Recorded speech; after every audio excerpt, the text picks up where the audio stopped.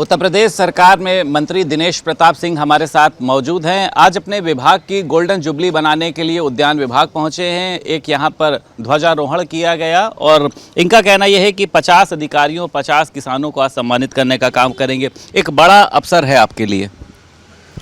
निसंदेह समय सबको अवसर देता है और जो समय का सदुपयोग कर ले उसी को हम लोग बुद्धिमान कहते हैं। मैं अपने को बुद्धिमान न कहते हुए लेकिन समय का सदुपयोग जरूर मैं कर रहा हूँ कि आज 50 वर्ष पूरे हुए उद्यान विभाग के, और जिन लोगों ने उद्यान विभाग के माध्यम से राज्य के किसानों की किसी न किसी रूप में सेवा की है, उन 50 लोगों को हमको आज सम्मानित करना है। राज्य के किसानों को दिशा देने के लिए राज्य के प्रगतिशील किसान ही हैं, ऐसे 50 लोगों को हम लोग आज सम्मान करेंगे और आगे के 50 साल राज्य की बेहतरी के लिए कैसे हो सके इसकी कार्ययोजना भी हम लोग आज बनाएंगे। तो मैं समझता हूँ इन 50 सालों में पीछे जो भी हुआ उससे सीख लेते हुए आगे के 50 साल बेहतर हों, ये करने का आज बेहतर दिन है। ये उत्तर प्रदेश की राजनीति में जो एक बार फिर से पहलगाम की आतंकी घटना के बाद पोस्टर वार शुरू हुआ। कभी समाजवादी पार्टी भाजपा पर हमला करती है, कभी भाजपा समाजवादी पार्टी पर कि वो खामोश क्यों हैं, अपराधियों की मौत पर सवाल उठाते हैं लेकिन निर्दोषों की मौत पर नहीं। इसको आप किस तरीके से देखते हैं? देखिए, भारतीय जनता पार्टी इस अवसर पर जो प्रतिकूल समय है भारत का, पूरा भारत आज गम में है, तो मैं नहीं समझता भारतीय जनता पार्टी का कोई कार्यकर्ता किसी दलों की प्रतिक्रिया से उसका कोई लेना देना नहीं है। मैं इस चीज़ को महसूस करता हूं कि जो भी भारत और भारतीय है अथवा भारतीय जनता पार्टी का कार्यकर्ता है, वो भारत में घटी घटना के खिलाफ, पाकिस्तान के खिलाफ उसके मन में आक्रोश है।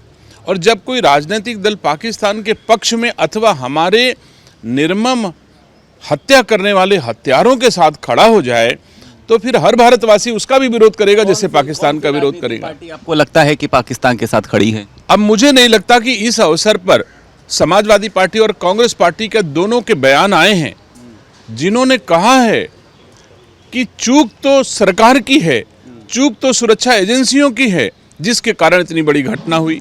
आप मुझे बताइए, आप लखनऊ में यहाँ पर खड़े हैं, यहाँ पर कोई सुरक्षा चक्र तो हम लोगों के पास नहीं है और यहाँ कोई आके हमको मार के चला जाए तो सबसे पहले हम मारने वाले को खोजेंगे कि पहले इसको खोजेंगे कि सुरक्षा चक्र में किसकी चूक हुई है।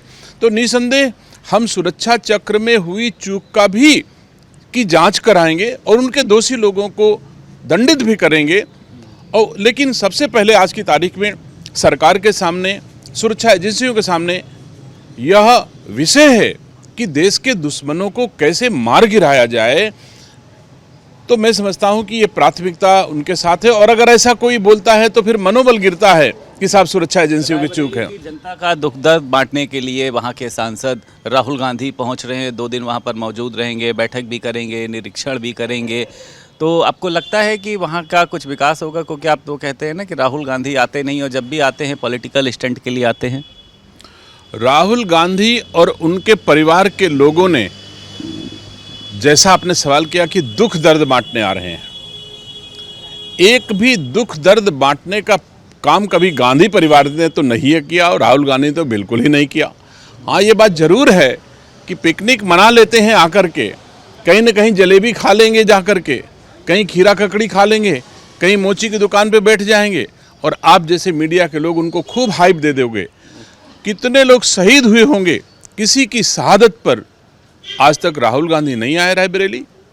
किसी की बड़े दुख में, कितनी बड़ी रेल दुर्घटनाएं हुई जिसमें बहुत सारे लोग मारे गए, कभी राहुल गांधी नहीं आए। लोगों ने मातृभूमि पर शहादत दी, रायबरेली की पावन माटी के लिए शहादत दी, किसी शहीद को की अर्थी पर 2 फूल चढ़ाने कभी राहुल गांधी नहीं आए। तो आपका ये सवाल कि दुख दर्द बांटने आ रहे हैं, ये इससे मुझे बहुत दुख है। पिकनिक मनाने राहुल गांधी रायबरेली आ सकते हैं।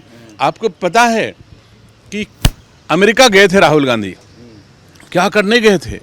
क्या काम है राहुल गांधी का अमेरिका में? क्या काम है सर, आप बताइए। मैं तो नहीं समझ पाता कि वो राहुल गांधी अमेरिका क्यों गए थे। और फिर उन्होंने कहा साहब अमेरिका में मैं था जब मैंने पहलगाम की घटना सुनी तो मैं अमेरिका से वापस आ गया। अगर अपने दायित्वों के निर्वहन के क्रम में प्रधानमंत्री जी खाड़ी के देश गए थे, वहाँ सूचना मिली तो वहाँ से वो तुरंत अपने सारे कार्यक्रम रद्द करके लौट आए।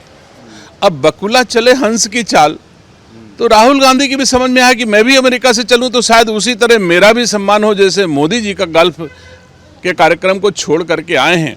तो उनको तो खाली नकल करना है। हालांकि भगवान ने दुर्भाग्य से नकल करने की भी अकल उनको नहीं दी है। चाहे जितना आ जाएं आगे, लेकिन इससे ज़्यादा वो आगे नहीं जा सकते जहां तक पहुंच चुके हैं। भारत के लोग अब उनको स्वीकार करने वाले नहीं। सर एक सवाल और है, वक्फ कानून बनने के बाद पहली बार एक बड़ी कार्रवाई हुई है। 287 से ज़्यादा ऐसे अवैध मदरसों पर कार्रवाई हुई है। तो आपको लगता है कि कई ऐसी गतिविधियां भी संचालित हो रही थी कि ये बड़ा एक्शन है? संदीप भैया, आप ही कह रहे हो कि अवैध मदरसे पर कार्रवाई हुई है। मैं कुछ नहीं कह रहा हूं। जब अवैध है तो क्या कार्रवाई नहीं होनी चाहिए? मैं कुछ नहीं कहता हूं। आपका सवाल था कि अवैध मदरसों पर कार्रवाई हुई है और आप ही कह रहे हो कि अवैध मदरसे हैं, तो जो कुछ भी अवैध है उस पर कार्रवाई होनी ही चाहिए। ये हमारा संविधान भी कहता है और सरकार का दायित्व भी है। फ्रीडम ऑफ स्पीच है। नेहा सिंह राठौर का कहना यह है कि लेकिन उनके ऊपर मुकदमा दर्ज करा दिया गया। पाकिस्तान ने उनके ट्वीट को जो है वो दर्शाया था कि एक लड़की ने मोदी सरकार की पोल को खोलकर रख दिया है। मैं नेहा राठौर का कोई यह स्तर नहीं कि मैं उनकी टिप्पणी पर कोई जवाब दूं। ऐसे तो फिर शुरू हो जाएंगे लोग लल्लू पंजू, इसी तरह जो देशद्रोही हैं वो कहेंगे कि हम बोलेंगे हाईलाइट होंगे। उनका उद्देश्य ही हाईलाइट होने का है। वो ऐसी टिप्पणी ही सिर्फ अपने को हाईलाइट करने के लिए करती हैं, तो मैं उन्हें हाईलाइट नहीं होने देना चाहता हूँ। भारत में कोई उनका ऐसा कंट्रीब्यूशन नहीं है जिसके नाते वो पूज्य हों और हम उनकी बड़ी प्रशंसा कर बैठे हैं। बहुत शुक्रिया बात करने के लिए। उत्तर प्रदेश सरकार में मंत्री दिनेश प्रताप सिंह हमारे साथ मौजूद थे। लखनऊ से वीडियो जर्नलिस्ट रोहित के साथ संदीप खेर, भारत समाचार।